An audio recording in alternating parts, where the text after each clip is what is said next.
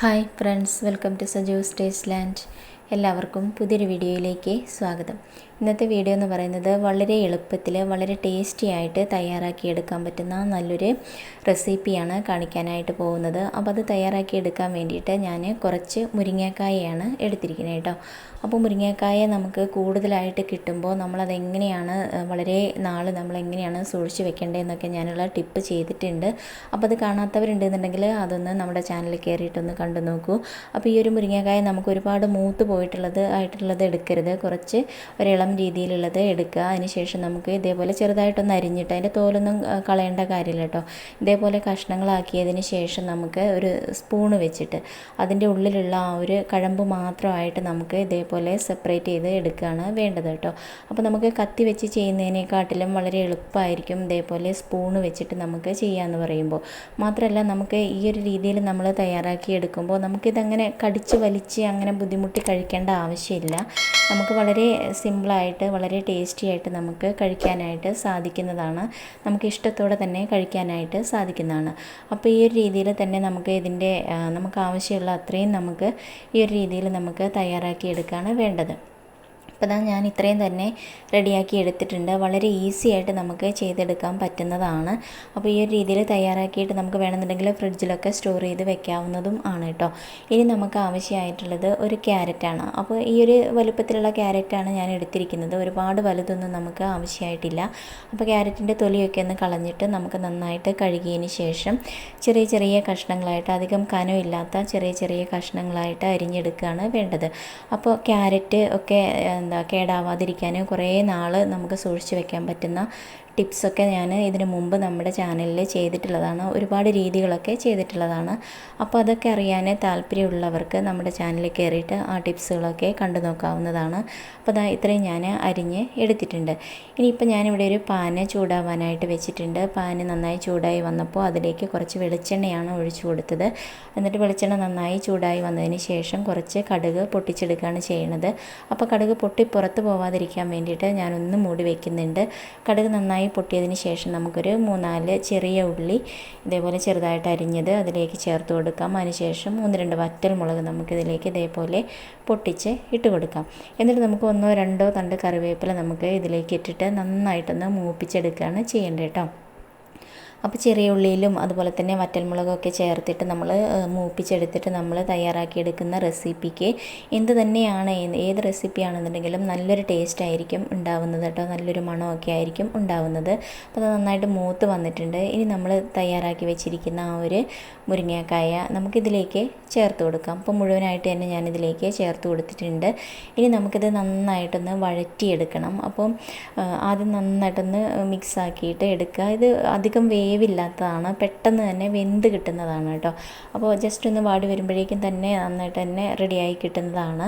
അപ്പോൾ നന്നായിട്ടൊന്ന് ഇളക്കി കൊടുത്തതിന് ശേഷം നമുക്ക് ഇതിലേക്ക് നമ്മൾ റെഡിയാക്കി വെച്ചിരിക്കുന്ന ക്യാരറ്റ് കൂടി ചേർത്ത് കൊടുക്കാം. അതിനുശേഷം ഇത് രണ്ടും കൂടി ചേർത്തിട്ട് നല്ലപോലെ ഒന്ന് വഴറ്റിയെടുക്കുകയാണ് വേണ്ടത്. എല്ലായിടത്തും ഒന്ന് ഒരേപോലെ ആവുന്നത് വരെ നമുക്ക് നന്നായിട്ടൊന്ന് ഇളക്കിയെടുക്കാം. അപ്പോൾ അധികം പച്ചക്കറികളൊന്നും ഇല്ലാതെ നമ്മൾ ഈ ഒരു 2 ഇൻഗ്രീഡിയൻറ്റ് വെച്ചിട്ടാണ് നമ്മൾ ഈ ഒരു വളരെ ടേസ്റ്റി ആയിട്ടുള്ള ഈ ഒരു റെസിപ്പി നമ്മൾ തയ്യാറാക്കിയെടുക്കാനായിട്ട് പോകുന്നത്. അപ്പോൾ ഇനി നമുക്കിതിലേക്ക് കുറച്ച് ആവശ്യത്തിനുള്ള ഉപ്പ് നമുക്കിതിലേക്ക് ചേർത്ത് കൊടുക്കാം കേട്ടോ. അപ്പോൾ ഉപ്പൊക്കെ ചേർത്തതിന് ശേഷം വീണ്ടും നമുക്കിത് നല്ലപോലെ ഒന്ന് വഴറ്റി എടുക്കുകയാണ് വേണ്ടത്. നന്നായിട്ടൊന്ന് ഇളക്കി മിക്സാക്കിയിട്ട് എടുക്കുക. അപ്പോൾ ഇനി ഇതേപോലെ മുരിങ്ങക്കായൊക്കെ കഴിക്കാൻ താല്പര്യമില്ലാത്ത കുട്ടികൾക്കാണെന്നുണ്ടെങ്കിലും മുതിർന്നവർക്കാണെന്നുണ്ടെങ്കിലും അതിങ്ങനെ കടിച്ച് വലിച്ച് കഴിക്കാൻ ചിലർക്കെങ്കിലും ഇഷ്ടമില്ലാത്തവരുണ്ടായിരിക്കും. എന്നാൽ ആ ഒരു ബുദ്ധിമുട്ടുകളൊന്നും ഇല്ലാതെ നമുക്ക് കഴിക്കാൻ പറ്റുന്നതാണ്. അപ്പോൾ കുറച്ച് സമയം ഒന്ന് മൂടി വയ്ക്കാം. അപ്പോൾ ആ ഒരു സമയം കൊണ്ട് നമുക്കിതിലേക്ക് ആവശ്യമായിട്ടുള്ള അരപ്പ് റെഡിയാക്കണം.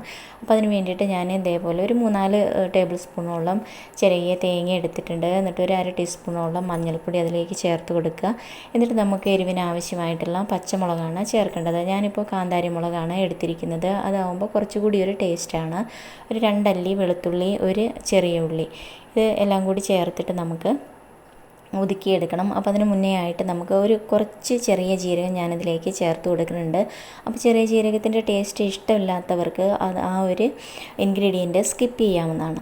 ഇനി നമുക്ക് ജസ്റ്റ് ഒന്ന് ഒതുക്കിയെടുക്കുക മാത്രമാണ് ചെയ്യേണ്ടതായിട്ടുള്ളൂ. അപ്പോൾ ആ ഒരു സമയം കൊണ്ട് തന്നെ നമ്മുടെ ഈ ഒരു കൂട്ടിവിടെ നന്നായിട്ട് പാകമാവാനായിട്ട് തുടങ്ങിയിട്ടുണ്ട്. നല്ലപോലെ ഒന്ന് വഴന്ന് വന്നിട്ടുണ്ട് കേട്ടോ.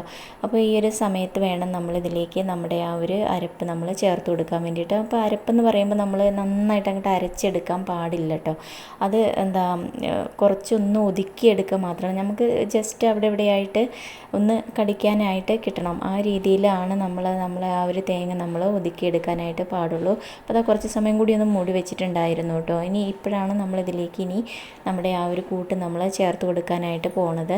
അപ്പോൾ മുരിങ്ങക്കായ നന്നായിട്ട് വെന്തില്ല എന്നുണ്ടെന്നുണ്ടെങ്കിൽ അതിന് വേറെ ഒരു ചൊവയായിരിക്കും ഉണ്ടാവുക കേട്ടോ. അപ്പോൾ അതുകൊണ്ട് തന്നെ നന്നായിട്ട് വേവിക്കാനായിട്ട് ശ്രദ്ധിക്കണം. പെട്ടെന്ന് തന്നെ വെന്ത് കിട്ടുന്നതാണ്, എന്നിരുന്നാൽ പോലും നന്നായിട്ട് വേവിക്കാനായിട്ട് ശ്രദ്ധിക്കണം. ഇനി നമ്മൾ ഈ ഒരു തേങ്ങ നമ്മളിതിലേക്ക് ചേർത്തതിന് ശേഷം ഒരുപാട് നേരം നമ്മളിത് കുക്ക് ചെയ്യാനായിട്ട് പാടില്ല. അപ്പോൾ നമ്മുടെ ആ ഒരു ഇതിൻ്റെ ഒരു ടേസ്റ്റ് അത്ര പെർഫെക്റ്റ് ആയിട്ടായിരിക്കില്ല നമുക്ക് കിട്ടുന്നുണ്ടാവുക. ജസ്റ്റ് ഒരു അല്പസമയം മാത്രം ഒന്ന് മൂടി വെച്ചതിന് ശേഷം നമുക്ക് മൂടി തുറന്നിട്ട് നന്നായിട്ടൊന്ന് ഇളക്കി മിക്സാക്കിയിട്ട് എടുക്കുകയാണ് വേണ്ടത്. അപ്പോഴേക്കും തന്നെ ഇത് നന്നായിട്ട് തന്നെ പാകമായിട്ട് വന്നിട്ടുണ്ടായിരിക്കും കേട്ടോ. അപ്പോൾ ഇതിൽ നമ്മൾ തേങ്ങയൊക്കെ ചേർക്കുന്നത് നമ്മുടെ ഇഷ്ടത്തിനനുസരിച്ചാണ്. കൂടുതൽ തേങ്ങയൊക്കെ ആവശ്യമുള്ളവർക്ക് ആ ഒരു രീതിയിൽ ഉപയോഗിക്കാവുന്നതാണ്.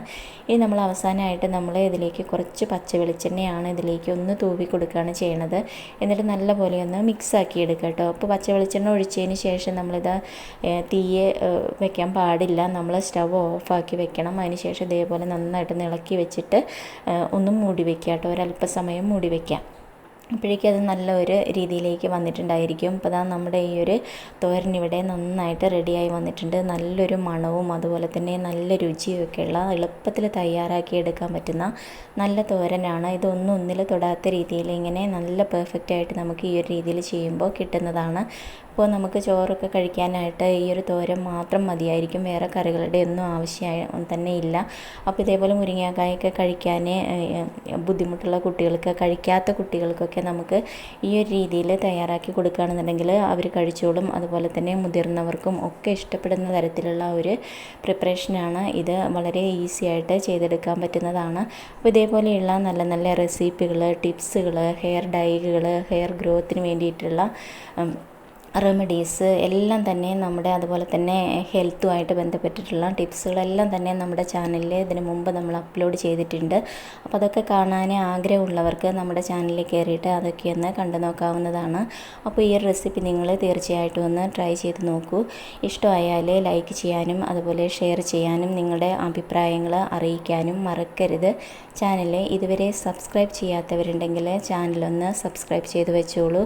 തൊട്ടടുത്തുള്ള കുഞ്ഞു ബെല്ല് കൂടി ഒന്ന് എനേബിൾ ചെയ്യുകയാണെന്നുണ്ടെങ്കിൽ ഞാനിടുന്ന എല്ലാ വീഡിയോസും നിങ്ങൾക്ക് അപ്പം തന്നെ നിങ്ങളുടെ ഫോണിലേക്ക് കിട്ടുന്നതായിരിക്കും. ഇനി പുതിയൊരു വീഡിയോയിൽ കാണാം. Okay, thank you, by.